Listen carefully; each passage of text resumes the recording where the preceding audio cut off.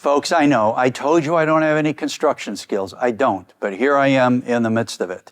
There's a reason for that. Our theme for today is loving with your words. What's that got to do with construction?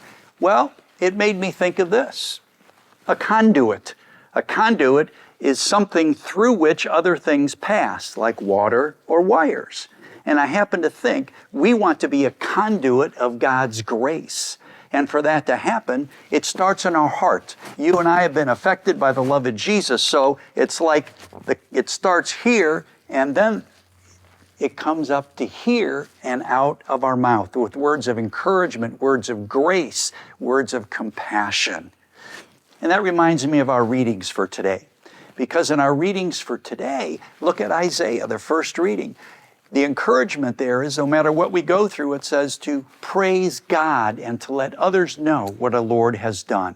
And in our Corinthians reading, it says you and I are to be ambassadors for Christ and that His appeal is known through us so that we are to speak those words of love from our heart about Jesus.